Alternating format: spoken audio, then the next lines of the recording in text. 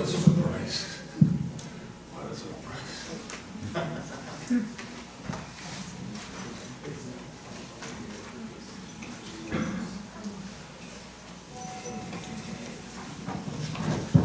Muy buenas tardes, vamos a dar inicio a esta conferencia de clausura del coloquio que hemos tenido en los últimos 3 días y le quiero agradecer mucho al doctor Enrique Krause que nos acompañe para dictar la conferencia La creación de las instituciones. El doctor Enrique Krause es ampliamente conocido, creo que no necesita mayor presentación, solamente diré que es orgulloso egresado de nuestra Facultad de Ingeniería, que fue consejero universitario de la misma durante el año emblemático de 1968, doctor en Historia por el Colegio de México, autor de libros muy importantes sobre la historia de nuestro país. Muchos de ustedes seguramente conocen varios de ellos, como es Biografía del Poder, que yo en el origen lo compré cuando fue saliendo en los distintos fascículos que editó el Fondo de Cultura Económica y que ahora ya está reunido en un tomo, y que forma además una secuencia con Siglo de Caudillos y con la Presidencia Imperial. Muchos otros textos fundamentales sobre la historia de México, ensayos además, y es además uno de los más importantes difusores de la historia de nuestro país. Los proyectos editoriales y televisivos que ha impulsado a través de Editorial Clio creo que han servido para que tengamos acceso, que toda la población tenga acceso a lo mejor de nuestra historia y de la cultura mexicana. Es también un historiador muy reconocido en términos de algunas de las asociaciones más importantes de nuestro país, como sería el caso de la Academia Mexicana de la Historia, y es miembro del Colegio Nacional.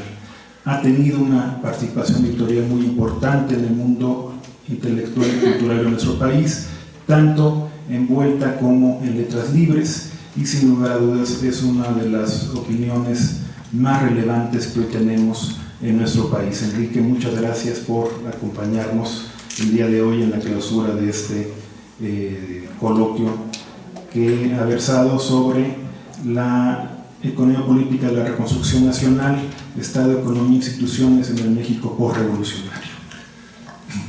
Muchas gracias, Leonardo, por esta invitación tan honrosa.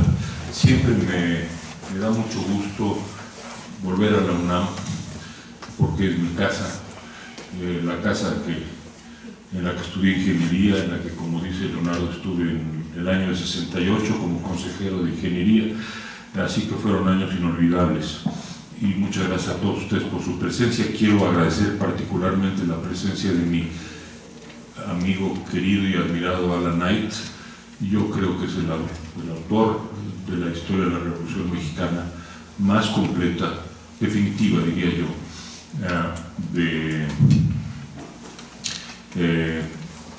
de mi generación y de todas las generaciones, así que estoy muy emocionado de verlo aquí en el público.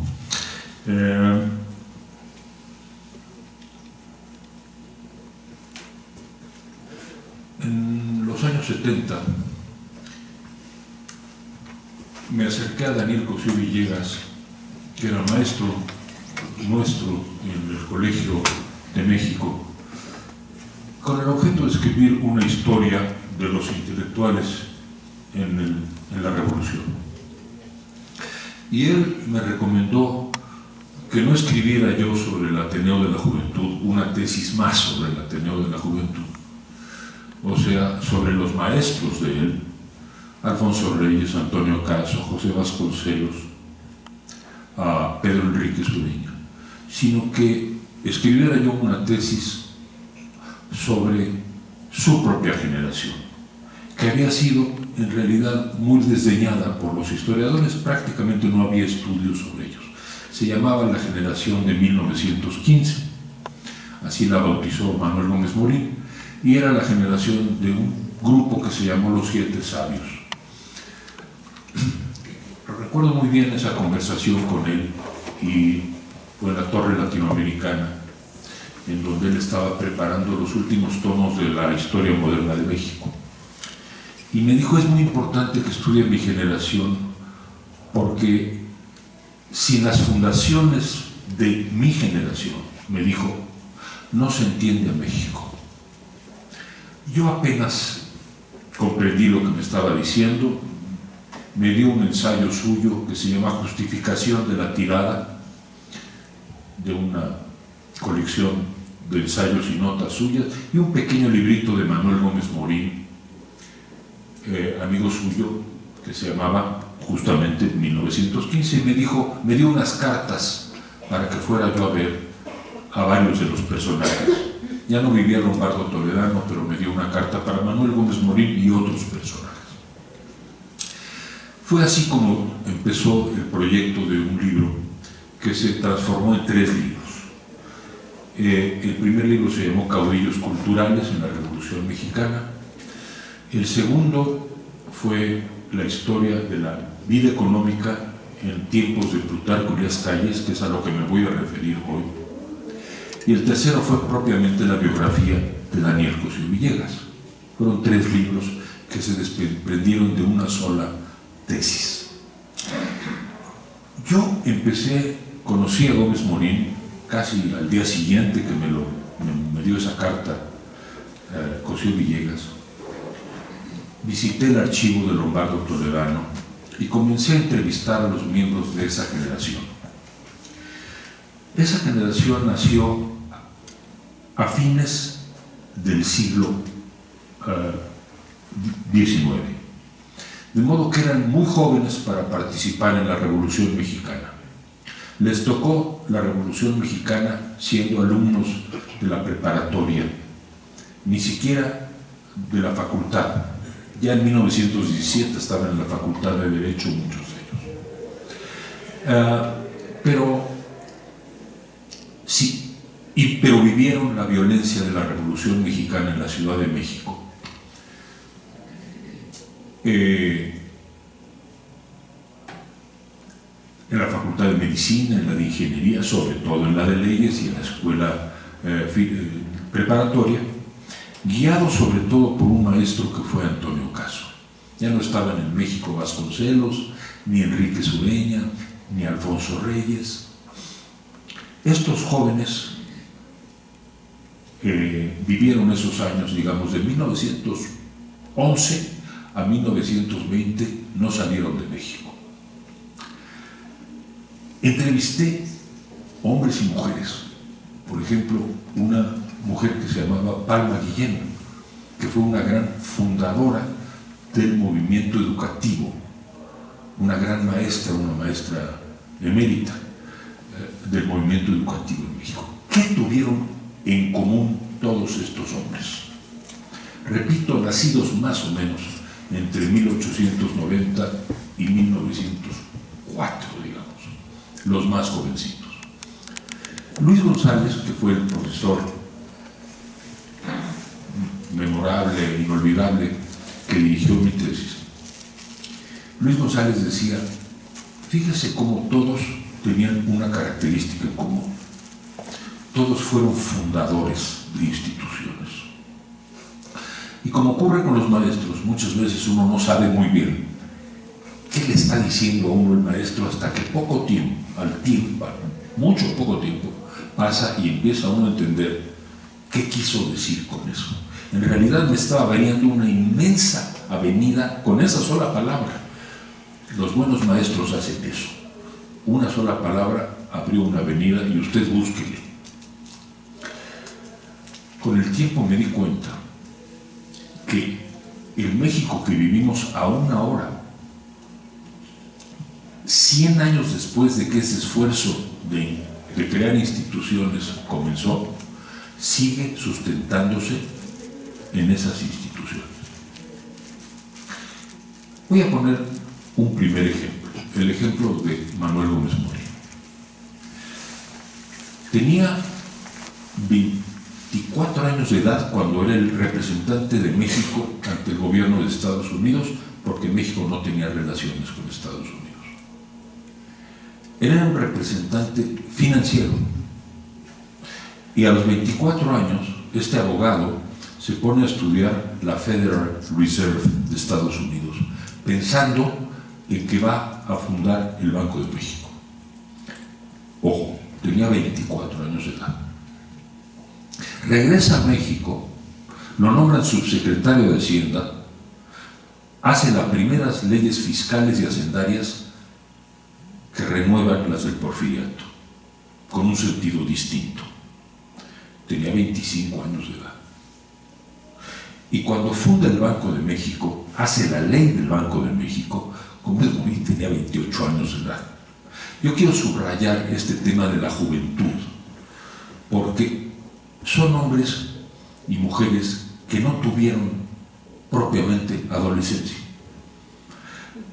La lucha, y decía Gómez Morín, el estado mental de lucha que nos heredó la revolución, imagínenselo ustedes en las aulas de la universidad y en las aulas de derecho, pensando, viviendo todo ese horror. Todos vivieron la escena trágica, y aunque la Ciudad de México fue un escenario en buena medida menor de la Revolución Mexicana, estaban conscientes de las entradas y salidas de los ejércitos. En 1914 los quiso reclutar en la preparatoria Victoriano Huerta para supuestamente ir a enfrentar una invasión o para ir contra los Marines en Veracruz. Imagínense el estado de tensión, el estado mental de lucha de esos jóvenes durante todos esos años. De pronto, en 1920, cuando llegan los sonorenses, estos generales sonorenses, y sobre todo un personaje que no era general, que era Adolfo de la Huerta, que fue un presidente por breve tiempo, y Salvador Alvarado, que fue un general muy notable de la revolución, que había estado sobre todo en el sureste, llaman a estos jóvenes universitarios a incorporarse al servicio público. Y estamos hablando hace 100 años. Empiezan a ocurrir cosas como esto que les acabo de decir de Gómez Morín, pero hay otro ámbito de la vida mexicana en donde ocurre una transformación sorprendente, que es, por supuesto, la rectoría de José Vasconcelos y al poco tiempo su llegada a la Secretaría de Educación. Me acuerdo que Daniel Cosío Villegas decía que se presentó con Vasconcelos en la rectoría, diciendo: aquí estamos y aquí estoy para apoyar en este nuevo México que usted vino a construir. Y le dijo: aquí no vamos a tener consejos, ni grupos, aquí vamos a ponernos a trabajar. Entonces usted lo que va a hacer es ponerse a traducir a Plotino. No era fácil traducir a Plotino, claro, de la traducción inglesa o francesa, pero era con el objeto de ir traduciendo los volúmenes de los famosos libros verdes de Vasconcelos, que se editaron muy pronto y que empezaron a regalarse por cientos o por miles. La figura de Vasconcelos, viniendo a México a reconstruir lo que había sido destruido y a reconstruir una nueva etapa de México, luminosa, educativa, una cruzada educativa, social. Eso es lo que es el emblema de la reconstrucción mexicana. Pero quiero hacerles notar algo muy importante. Vasconcelos llega a la Secretaría de Educación y ustedes saben todo lo que hizo, los maestros misioneros, las bibliotecas en todos los pequeños pueblos de México iban con un burro, con los libros a llevarlos. Hace un estadio, propicia la música, el arte, inventa el muralismo mexicano. Vasconcelos tuvo la concepción del muralismo mexicano, llamó a Diego Rivera para eso. Hace la Secretaría, el edificio de la Secretaría, en fin, una labor gigantesca de cultura y de educación en México. Pero hay un momento en donde Manuel Gómez Morín, muy joven, estoy hablando desde el 22, le escribe a Vasconcelos: pero usted no está haciendo una nueva religión, usted tiene que fundar instituciones, porque si usted no funda instituciones, todo su esfuerzo puede ser en vano o quedar trunco. Y Vasconcelos, que pertenecía a la generación de la Revolución Mexicana, no le hace caso y renuncia a la Secretaría de Educación Pública y sale al exilio, porque lo que él quiere es volverse presidente de México. En 1929 lo intenta. A lo que voy es a dejar claro que la generación de Vasconcelos, a diferencia de la generación de Gómez Morín, tenía una idea, digamos, revolucionaria, pero no orientada a la creación de instituciones. Y la prueba más importante de esto ocurrió en el año de 29. Vasconcelos encabeza la oposición al régimen que estaban haciendo del PNR, y es muy popular y recorre el país y se ve a sí mismo como el nuevo Quetzalcóatl, y los jóvenes están con Vasconcelos de manera entusiasta, también las clases medias. Pero Manuel Gómez Morín le escribe una carta memorable y le dice: no se vaya usted de México, quédese a fundar una institución política. Lo van a derrotar, eso es un hecho, pero no se vaya, haga que esto dure, funde una institución política. Esto ocurre al mismo tiempo en que Calles estaba fundando el PNR. Ahí ven ustedes las dos mentalidades. La mentalidad de los jóvenes de 1915, que lo que quieren es fundar instituciones, y la mentalidad de José Vasconcelos, que lo que quiere es un gran movimiento político espiritual que lo lleve a él al poder. Vean la diferencia, porque es una diferencia importante para México. El hombre que busca salvar al país él solo, y la generación que busca crear instituciones. Vasconcelos no le hizo caso, le dijo: yo no soy Gandhi, yo no me quedo a esto, y se fue de México.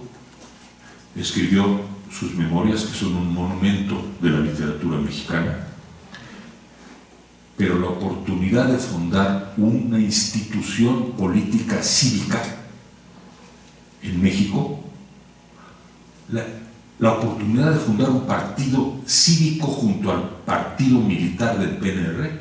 Imagínense ustedes 1929, lo que hubiera sido que el PNR surgiera con una oposición civil encabezada por Vasconcelos. Digamos que en ese supuesto México habría tenido un desarrollo político distinto del que hubo en el siglo XX. Esa decisión de Vasconcelos costó 70 años de PRI, porque cuando nació la institución que pensaba Gómez Morín en 1939, ya tenía una característica distinta, más de derechas, que la que hubiese tenido en 1929. Vamos a hacer el recuento breve de qué quiero decir yo con instituciones. En 1925, Manuel Gómez Morín, después de estudiar en la Federal Reserve en Estados Unidos, funda el Banco hace la ley del Banco de México. Y miren ustedes, después, inmediatamente después, un año después, hace el Banco Nacional de Crédito Agrícola. Un año después está trabajando en una ley para crear el Instituto Mexicano del Seguro Social, que no se creó entonces, pero cuyos fundamentos se hicieron entonces.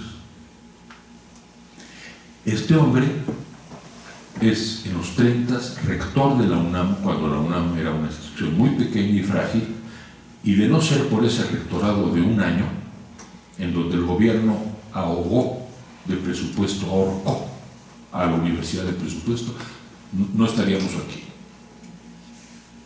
Gómez Morín fue un rector que salvó a la universidad y luego creó el Partido Acción Nacional. Pero vamos a hablar de otros personajes, de instituciones.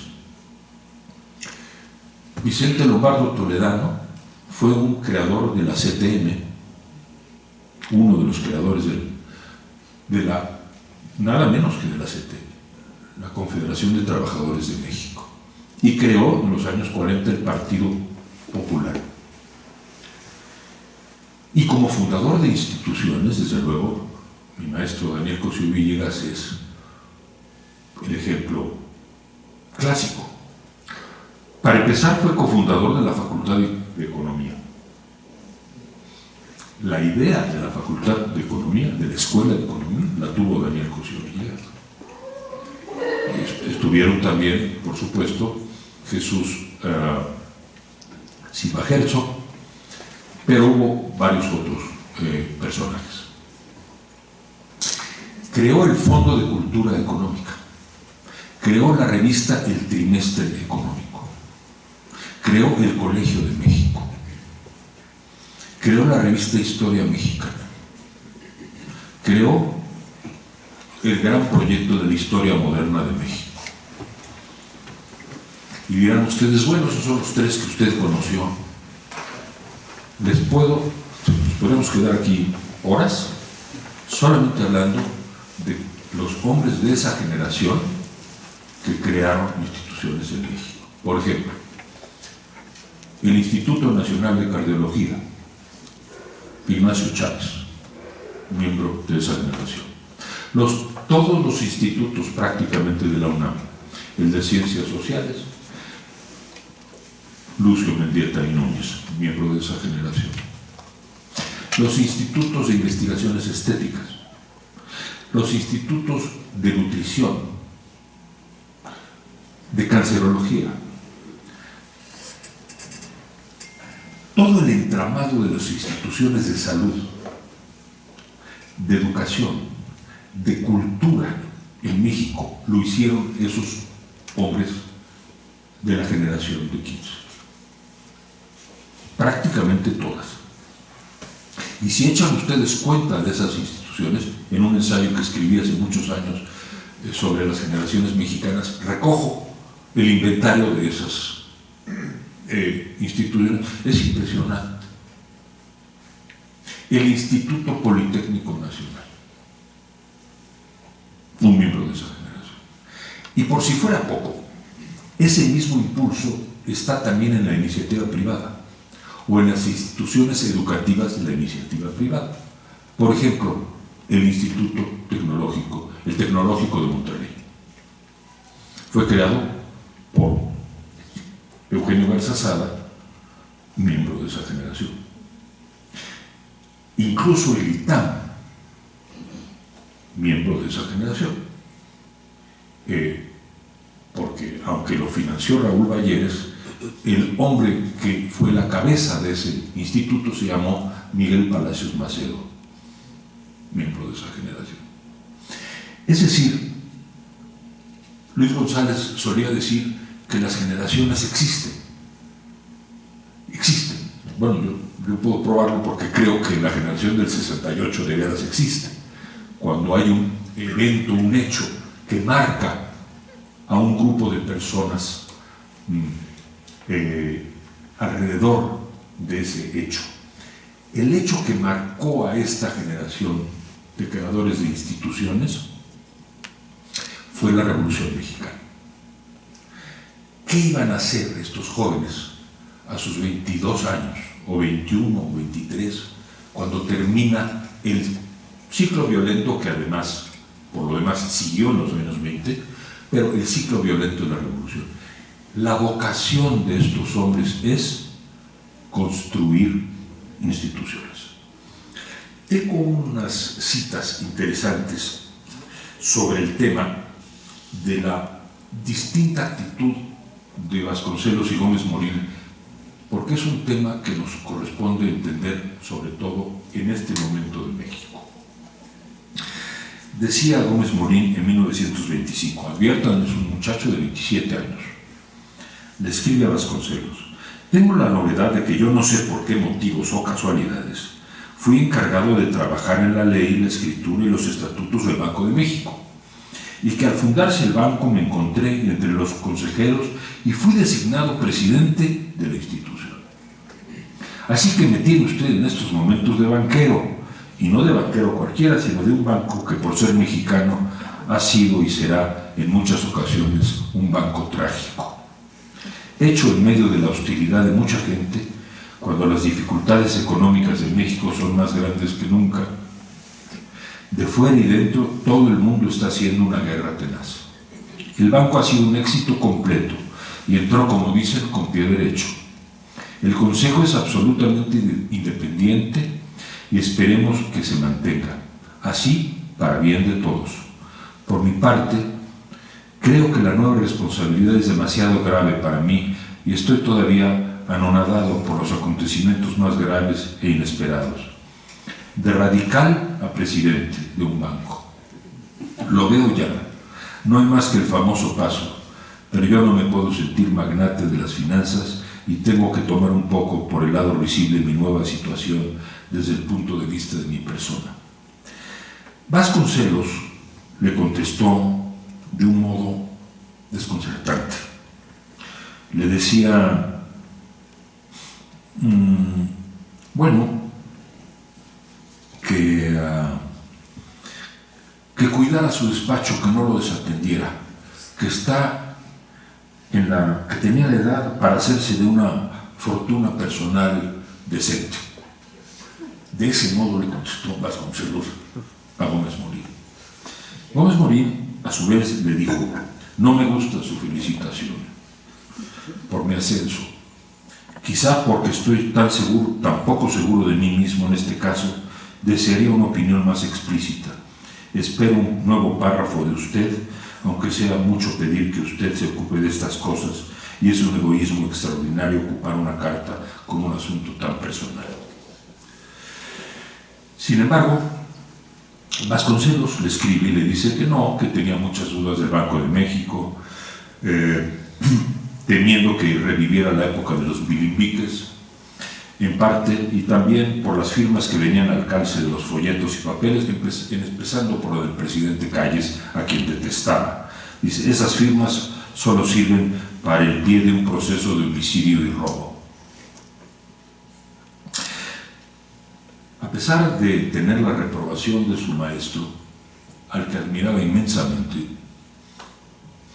siguió con la fundación del Banco Nacional de Crédito Agrícola, después de un estudio pormenorizado de las instituciones de crédito en Alemania, en particular de una que es las cajas Raiffeisen en Alemania.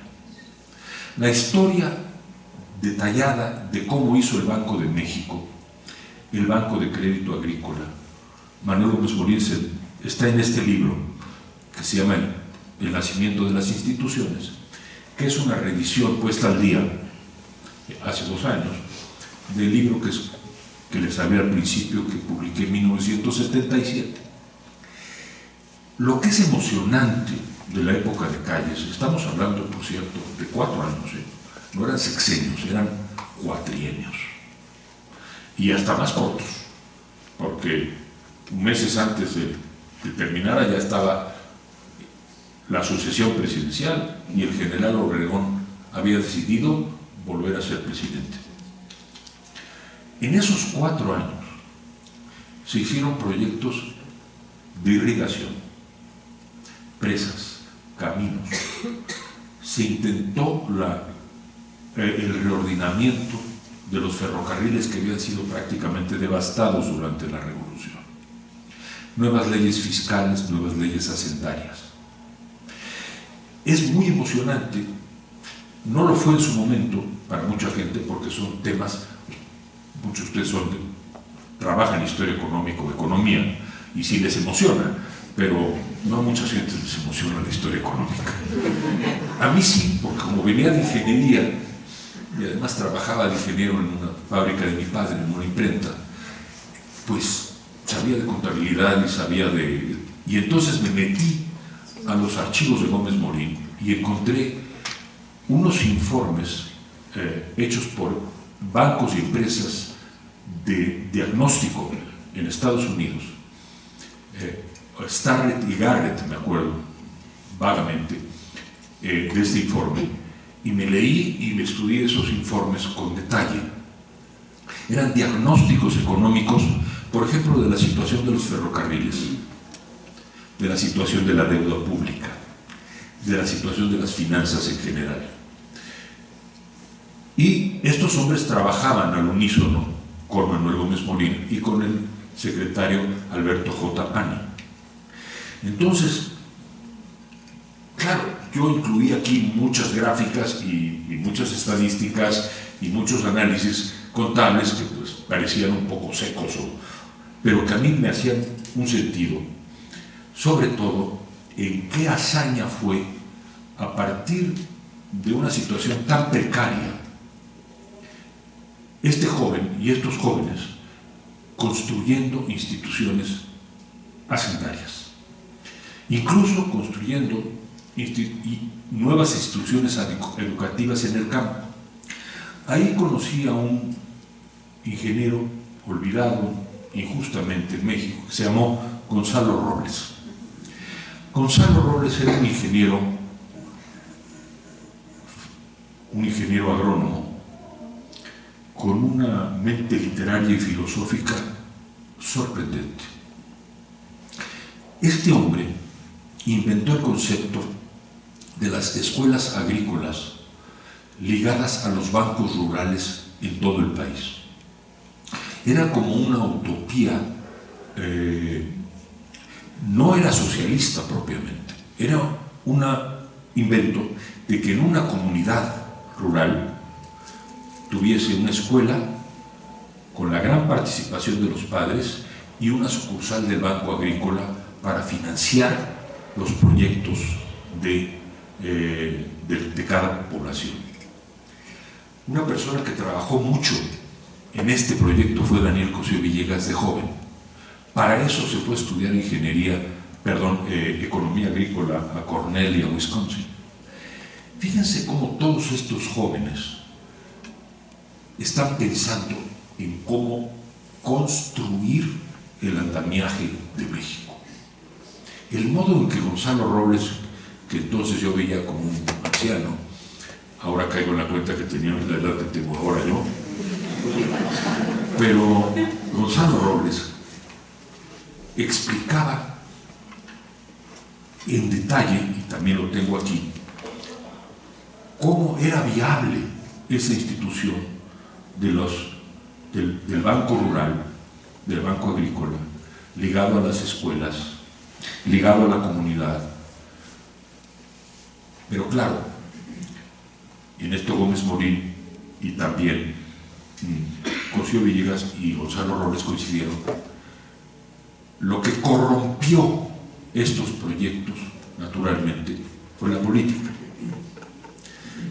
Reflexionando muchos años después sobre todo eso, Daniel Cosío Villegas dijo: todo eso era viable. Se podía apoyar a la comunidad rural mexicana, pero se necesitaba iniciativa, visión, constancia, técnica. Bueno, se necesitaba, digamos, un espíritu apostólico como el que tenían esos jóvenes, pero no todos los que estaban alrededor en la vida política mexicana compartían ese espíritu.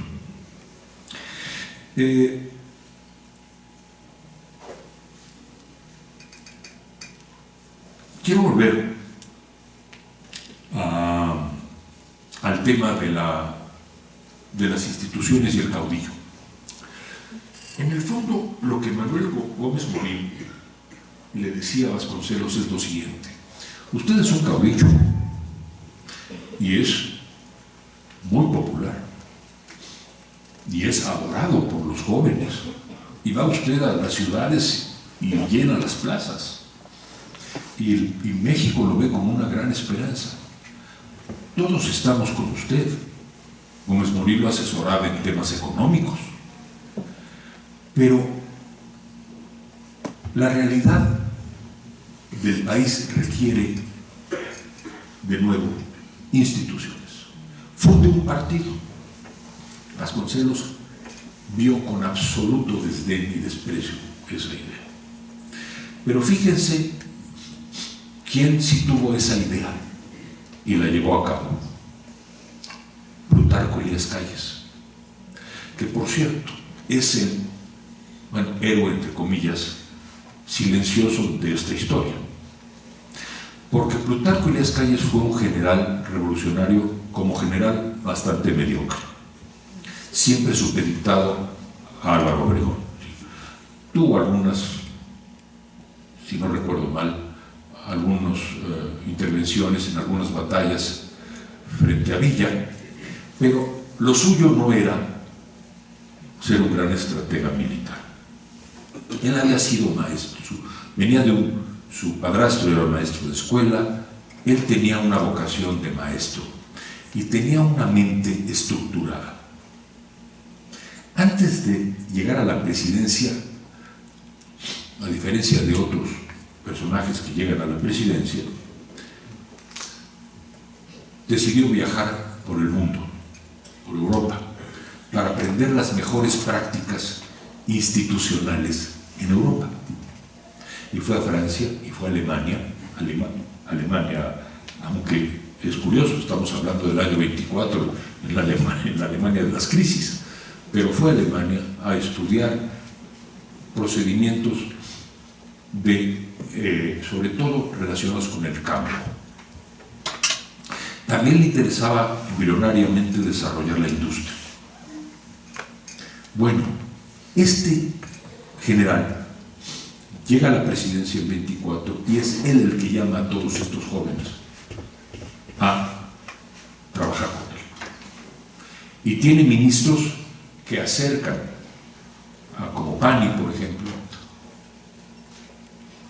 a personajes como Moisés Sáenz, otro miembro de la generación, que se dedica a crear escuelas indígenas, sobre todo en la meseta tarasca.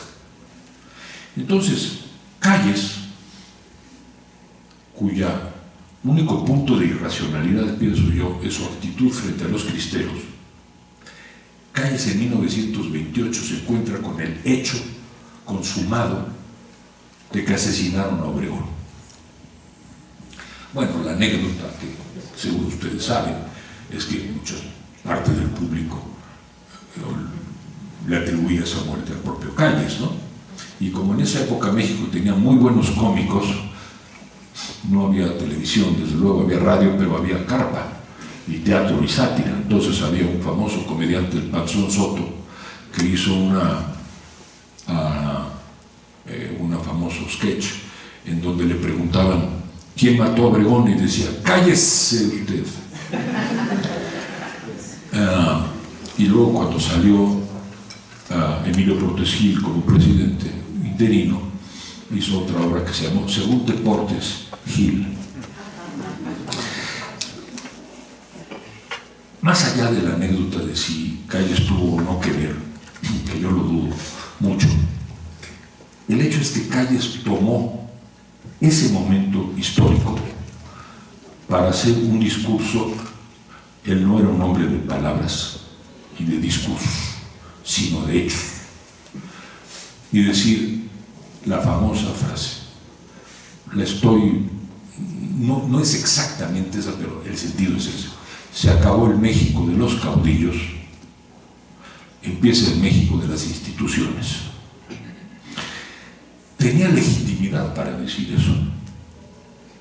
Hacía 3 años había creado el Banco de México, el Banco de Crédito Agrícola, todo lo que les he hablado hoy: escuelas, proyectos de irrigación, proyectos de infraestructura, caminos, los ferrocarriles, la regeneración de los ferrocarriles. Tenía legitimidad personal en decir, no soy un caudillo. Caudillo, Pancho Villa, Zapata y desde luego Obregón. No, instituciones. ¿Y qué fue lo que hizo Calles? Creó una institución que ahora desde luego ya extinta, llamada Partido Nacional Revolucionario. El Partido Nacional Revolucionario, que nació como una especie de conciliábulo de generales, se volvió con Cárdenas un partido de masas, de obreros, de campesinos, de burócratas, hasta de militares.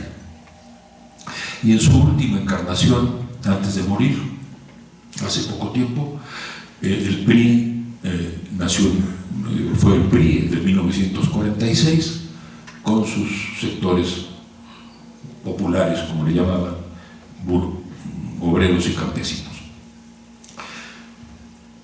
Aunque mi generación, la del 68, fue radicalmente crítica del PRI,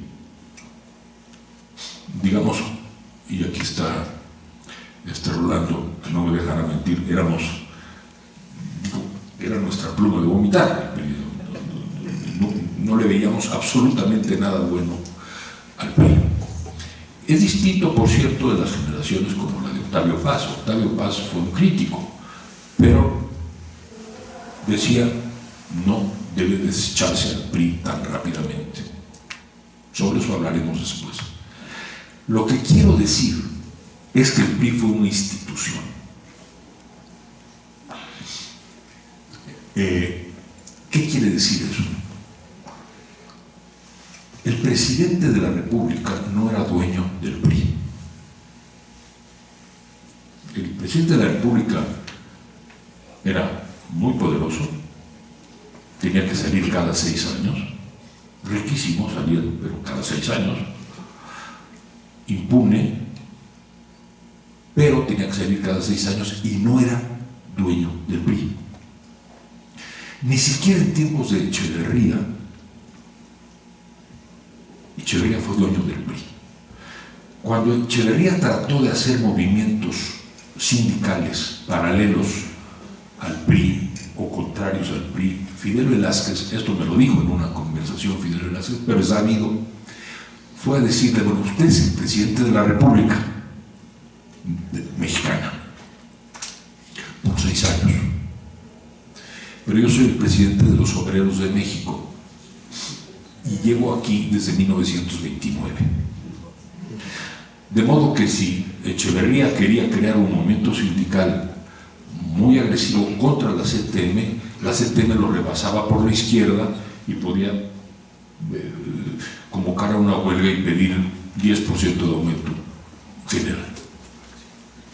Lo que quiero subrayar es la tensión que hay en la historia mexicana contemporánea o del siglo XX entre el caudillo y la institución. José Vasconcelos nunca entendió esa distinción. José Vasconcelos pensaba que él, personalmente él, porque sí, era un hombre genial, él, cuando hablaba de sí mismo como Quetzalcóatl, del nuevo Quetzalcóatl que iba a salvar a México, él era la salvación. Y bueno, no lo culpo. Todo lo que este hombre llegó a producir y a crear en solo 3 años en la Secretaría o menos, de Educación. Tan es así que seguimos hablando de él. Ahí siguen los murales, la literatura que se creó, la música, la pintura. Diego y Orozco y Siqueiros y Frida y todos, en cierta forma, nacieron con ese México de renacimiento cultural que inventó Vasconcelos. No lo culpo de creer que podía él solo cambiar a México y regenerar a México. Pero los jóvenes de la generación de 1915, los institucionales, le decían, así no, porque un hombre no puede hacer eso si no tiene instituciones, que son las que perduran. Él nunca les hizo caso, terminó su vida 20, 30 años de amargura, incluso hasta despreciando la propia obra que él había hecho. Es una historia muy compleja, la de Vasconcelos. En cambio, pensemos en toda el legado de 1900, de la generación de 15. Imaginemos, ya no vive nadie, ¿no? No hay nadie que esté vivo, que haya nacido antes de 1904, ¿no? Pero imaginémoslos ahora. José Villegas, un día le pregunté, ¿cuál es su máximo orgullo? Haber creado instituciones que me sobrevivieron. Esas fueron las palabras que me dijo. Y es verdad, mal que bien, ahí están esas instituciones. Y si entráramos, si tuviera yo eso que yo no uso en las conferencias, pero en fin, un PowerPoint y cosas así, ustedes verían que es impresionante el entramado de instituciones de toda índole que crearon estos hombres. Entonces, ¿qué debe de ser México? ¿Un país de caudillismo o un país institucional? Es indudable que las instituciones presuponen corrupción. Es decir, pero yo me pregunto, ¿el caudillismo de verdad puede construir, puede perdurar, puede hacer que las cosas sigan después de tantas generaciones? Una prueba interesante sería saber cuántas décadas han vivido las instituciones creadas por esos hombres. Y quiero decirles que el Banco de México va a cumplir en el año 25, 100 años. Y ahí está. Ahí está. Y si hiciéramos la cuenta, creo que realmente sería impresionante. Y llego finalmente a tocar una institución que es esta institución, la universidad. Bueno, podríamos, ¿cuándo nació la universidad? Bueno, hay algunos que dicen, bueno, realmente nació desde la primera universidad, desde 1531. Bueno, es una forma de ver la historia. La universidad propiamente nació en 1910, sabemos que su fundador fue Justo Sierra y que toda la generación del Ateneo lo acompañó, Alfonso Reyes, Enrique Sureña. Pedro Enrique Sureña fue el primer secretario de la universidad y su tesis fue una tesis sobre la creación y los estatutos de la universidad. Es decir, debemos la universidad a Justo Sierra, el maestro de la generación del Ateneo.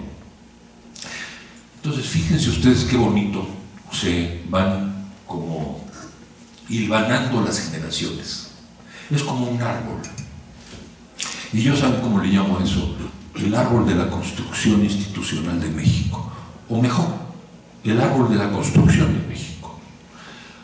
Justo Sierra crea la universidad, que era una institución pequeñísima. La facultad de leyes, la escuela de leyes, la de ingeniería, luego la de medicina y la de medicina. Y luego fueron haciendo escuelas, la de economía, la de química, hace 100 años. Pero en 1929 era muy frágil la universidad y fue la batalla de la autonomía universitaria. La autonomía fue importante en el 29, pero es en el 33, como les dije a ustedes, cuando a la universidad le llega la hora de la verdad, porque le cierran completamente el presupuesto y tiene que vivir de la beneficencia pública o del apoyo de algunas fuentes privadas o de ahorros impresionantes. Pero la Universidad Nacional Autónoma de México persiste. No sé, a mí me tocó en el Consejo Universitario, curiosamente, conocer a la señora Alicia Alarcón, que había sido la secretaria perpetua de la universidad y había sido llevada jovencita por Manuel Gómez Morín. Así que cuando le dije que yo estaba escribiendo una tesis de Gómez Morín, se emocionó mucho. Así que me tocó esa universidad en el 68. Yo creo que hay muy pocas instituciones en México, yo casi diría que ninguna, que tengan la legitimidad histórica que tiene la Universidad Nacional Autónoma de México. Hay instituciones muy importantes, que no desdeño, el Politécnico, el propio Banco de México.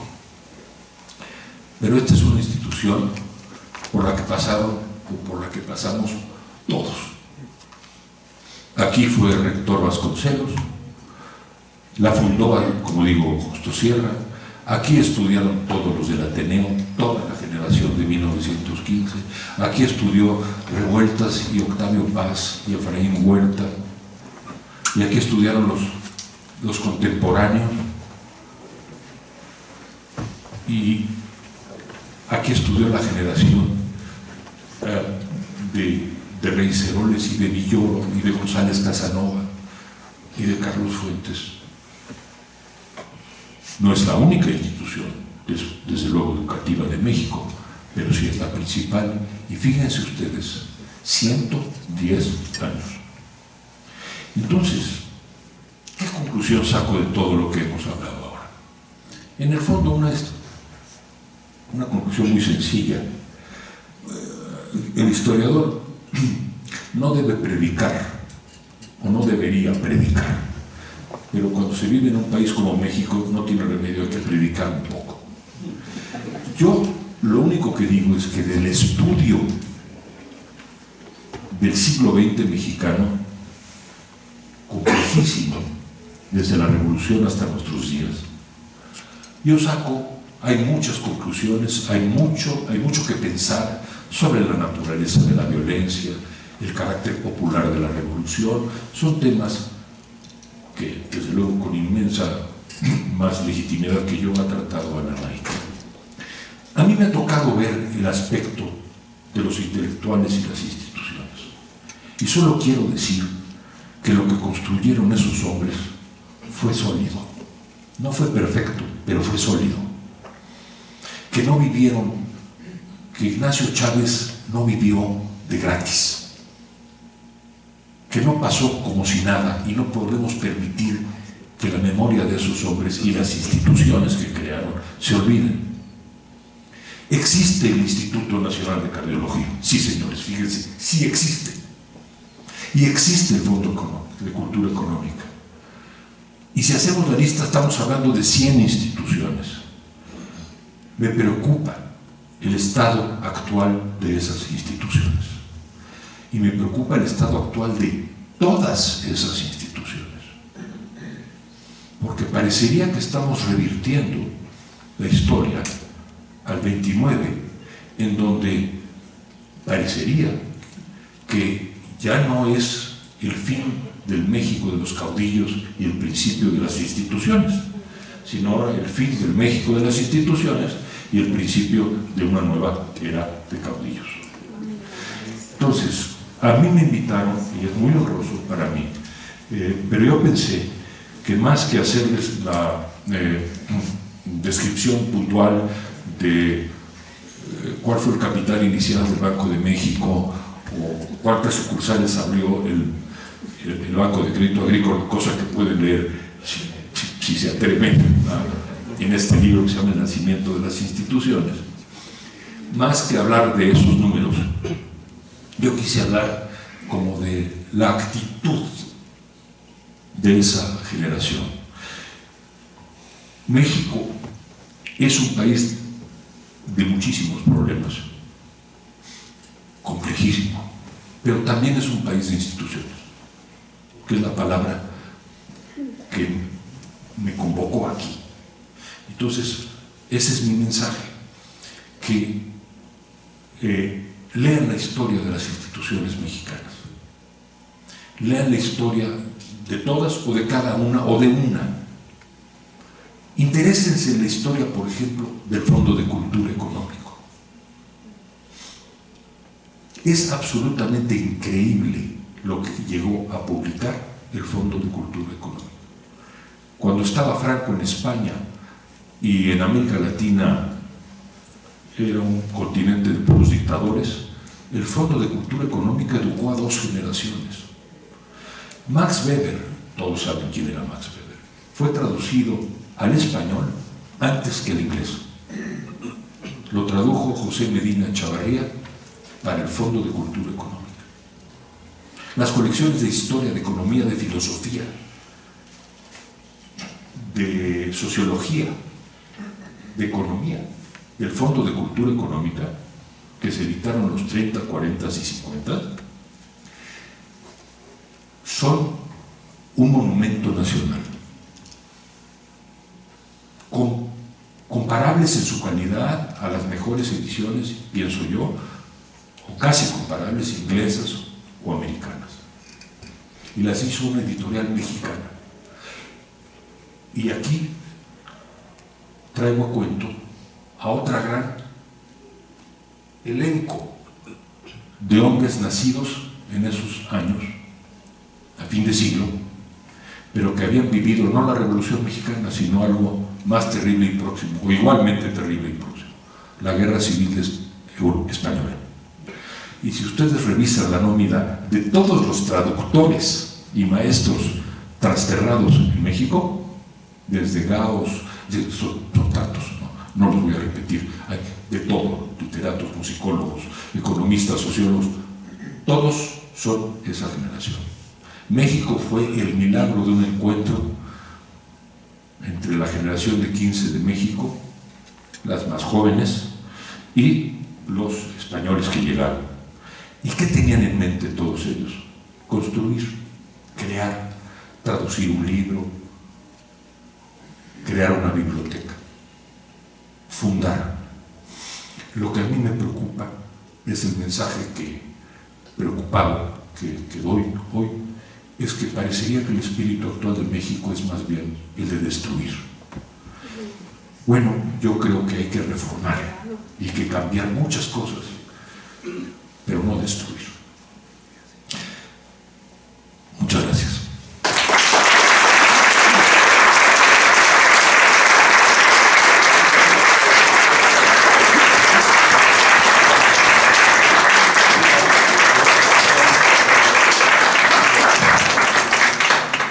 Tenemos un poco de tiempo por si hubiera algunas preguntas. ¿Alguien quisiera preguntar algo?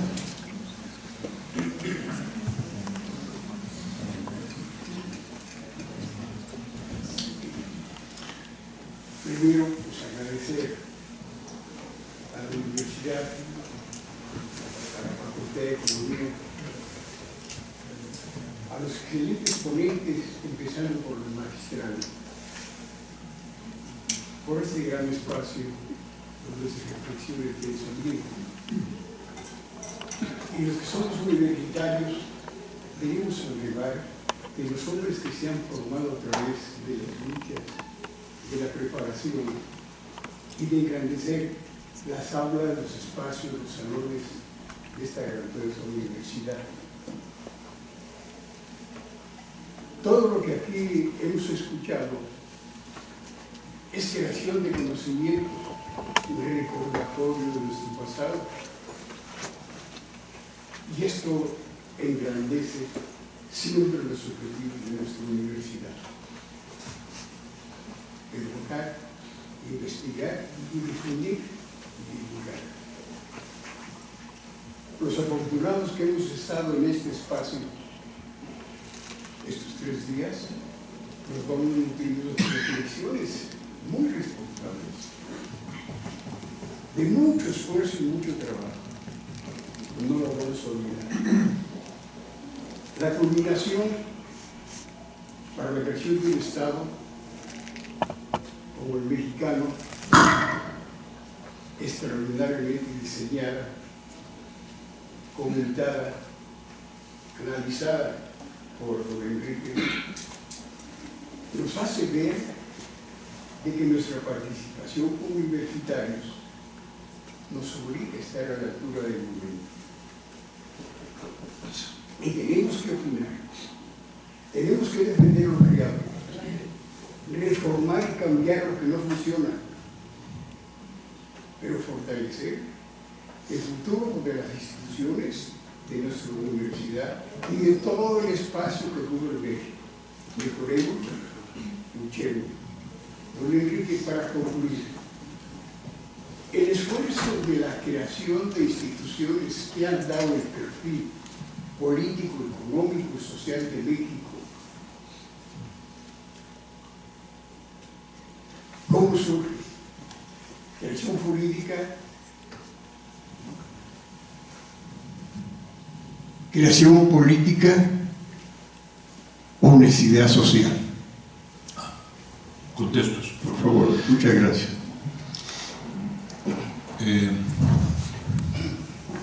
Yo creo que es todo eso junto, ¿no? Yo creo que una generación,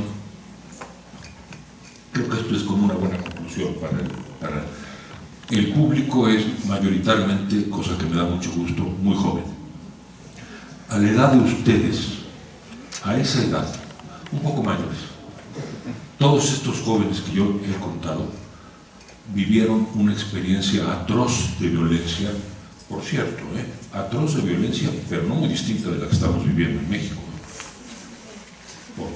Se puede argumentar que son otros motivos, pero fue una situación de violencia, fue una revolución social. Ahora no tenemos una revolución social, es una situación muy compleja, pero hay un tema de descomposición y de violencia.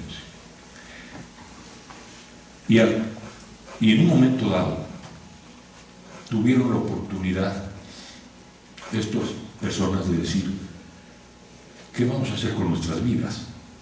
Tenemos que participar en la construcción y reconstrucción de México, cambiar lo que haya que cambiar y reconstruir. Yo tengo fe de que esta generación joven en un momento dado encuentre la vía de organizarse para poder incidir en la vida política mexicana de este siglo. Pero una cosa sí quiero decir: no se puede sin organización. Lo que le pedía Gómez Morín a Vasconcelos es: no se vaya. La frase es esta: haga que esto dure. Organice algo. Funde un grupo. Haga que estos miles y miles, centenares de miles, entonces, ¿no?, se organicen. No le hizo caso. Crear algo, sobre todo en la política, cuesta mucho. ¿Ustedes recuerdan el año 2012 al grupo de los 132?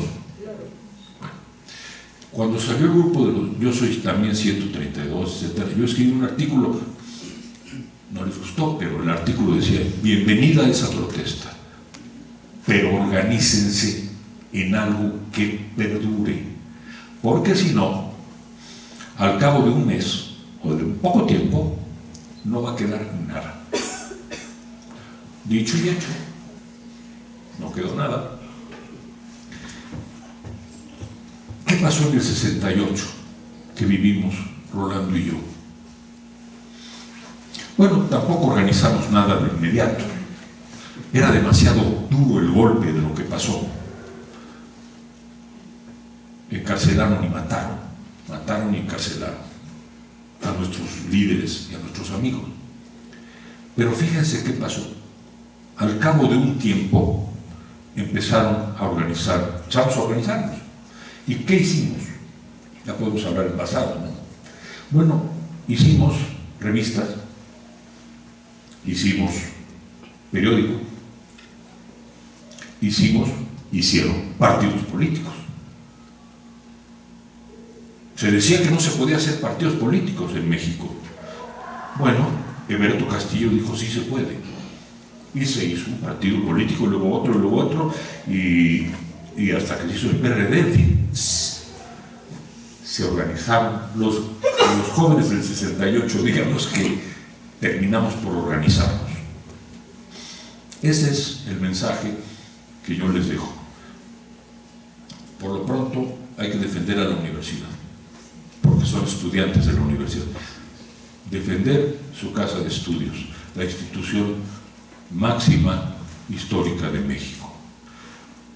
Pero también empezar a poner la atención en la vida pública y tratar de ir, aunque sea bien pequeño, organizándose para poder incidir en este país, que debe ser un país de instituciones y no de caudillos. Muchas gracias.